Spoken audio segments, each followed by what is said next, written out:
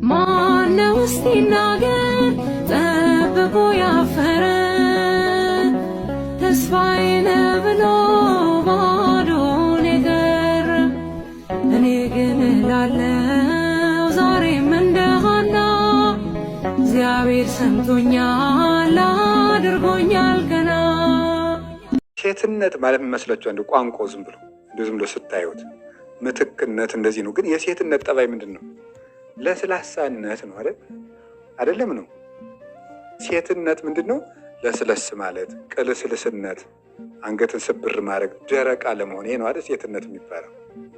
እና ሴትነት ማለት ተሸንፈው የሚያሸንፉ ናቸው። በድካማቸው ነው የሚያሸንፉ አይደል። ሴት ቃሏም መልኳም ደካማ ነው፣ ግን ታደክማለች። በጣም ብዙ ሰራዊት ከሚያሸንፈው ይልቅ አንድ ሴት የምታሸንፈው ይበልጣል። ውሎ ማደር እንዴት ያለ ትርፍ ንግድ መሰላችሁ! ተንቀሳቅሶ ማደር፣ ተንፍሶ ማደር፣ ተቀምጦ መዋል ራሱ እኮ ትርፍ ነው። ከጎለቱ ስራ ፈታችሁ አይደለም። የማያስቆም የማያስቀምጥ ደዌ ያለባቸው አሉ። መቆም ትርፍ ነው በእውነቱ ማለት ነው። መራብም እኮ ሲቻል ነው።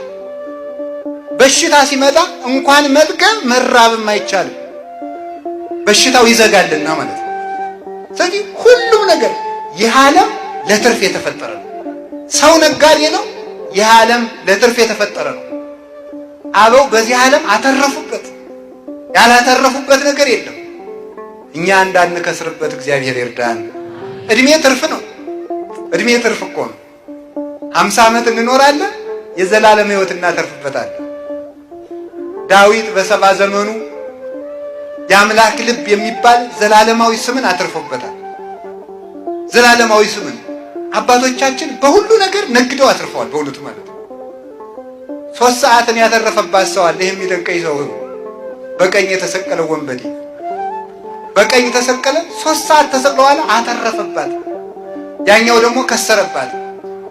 ሞኝ ሰው ከመልካም ዘመኑም አያተርፍም፣ ከክፉ ዘመኑም አያተርፍም። ቢያንስ እኮ ሰው በመልካሙ ካልተጠቀመ በክፉ መጠቀም አለበት። በዚህም ያልተጠቀመ ሰው ነው ይሄ ሰው ማለት። ስለዚህ ላወቁበት ሁሉ ማትረፊያ ነው።